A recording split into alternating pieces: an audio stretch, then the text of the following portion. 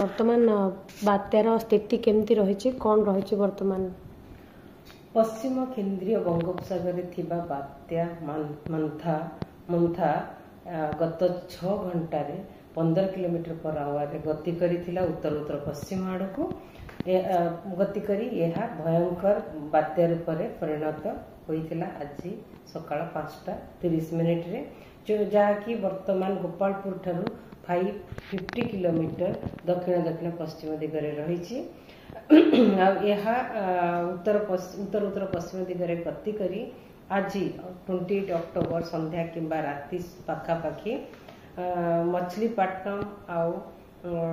कलिंगपट्टनम मध्य आंध्र उपकूल अतिक्रम कर संभावना रही जोटा कि काकीनाडा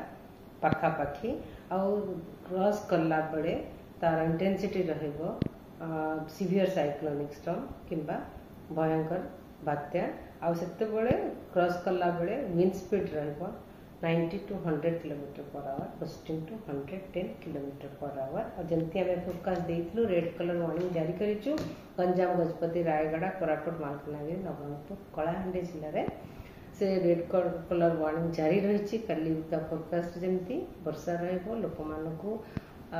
खास करके एडवाइस करा जाउची वर्षा पवन समय बाहर न रुहंतु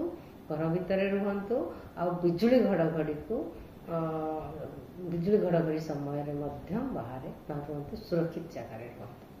मैडम आज भुवनेश्वर को 3 घंटा भुवनेश्वर कटक को येलो वार्निंग भुवनेश्वर कटक को येलो वार्निंग अच्छी किछि स्पेल हल्का मध्यम वर्षा रहिबो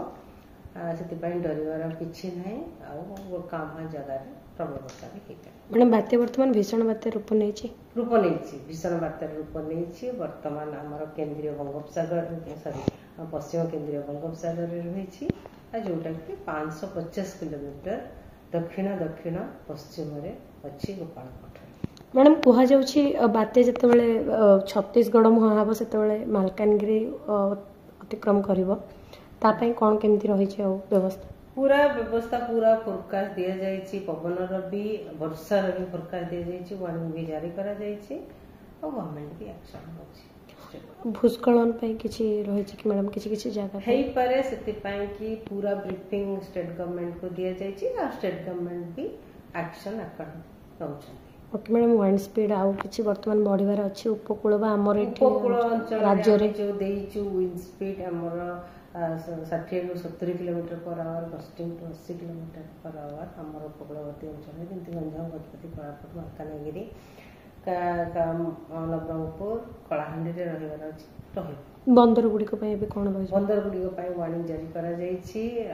हमर गोपालपुर बंदर पाइका लोकल कस्टमरी सिग्नल नंबर 3 काली हम इश्यू करिछु अलगा बंदर पाइका डिस्टेंट वार्निंग नंबर 2 इश्यू करा जाइछि। Thank you.